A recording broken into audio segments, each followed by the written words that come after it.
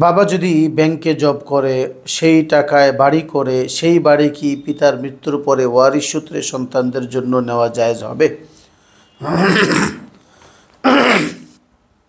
উত্তম হলো এই বাড়ি ওয়ারিশ সূত্রে না নেওয়া। যেহেতু তিনি ব্যাংকের থেকে টাকা নিয়ে বাড়ি করেছেন এমন নয়, বরং ব্যাংকে চাকরিই করেছেন।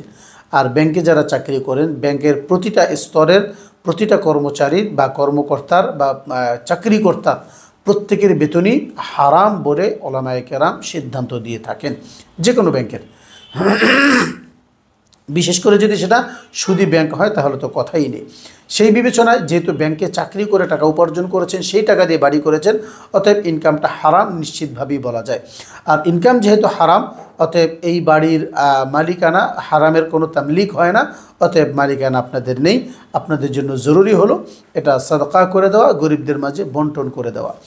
অথবা এমন করা যেতে পারে, এই বাড়ির যে টাকা, এই বাড়িটার যে দাম হবে, মূল্য হবে, সেই মূল্যটা যারা ওয়ারিশ পাবে তারা প্রত্যেকে যার যার মতো করে একটু একটু করে করে দান করে দেবে। কথার কথা 3 ভাই বা 2 বোন বা 3 ভাই 2 বোন ইত্যাদি এক একজনে যতটুকুন এই বাড়ির ভাগ পেয়েছেন ওয়ারিশ সূত্রে, তার দাম আছে 30 লক্ষ টাকা।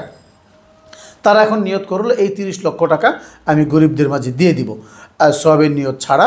তো গরিবদের মাঝে তিনি যদি সদকা করে দেন, উলামায়ে কেরাম বলেন, ফিকহে জাদিদের আওতায় তারা বলেন যে এটা হালালে খবিসা হবে, অর্থাৎ হারাম থেকে বাঁচা গেল, তবে এটা উত্তম হালাল হলো না। এরপরও এটা হারাম যেহেতু না, অতএব কিছুটা বাঁচা যায়। তো এইভাবে আপনি এটার মালিক হতে পারেন। কিন্তু নিরঙ্কুশভাবে মালিক হয়ে যাওয়া, যেহেতু ব্যাংকের ইনকাম সম্পূর্ণ হারাম আর হারাম সম্পদের তামলিক হয় না, বিদায় নিরঙ্কুশভাবে মালিক হওয়ার সুযোগ নেই। এটাই হলো একমাত্র নিরাপদ পদ্ধতি।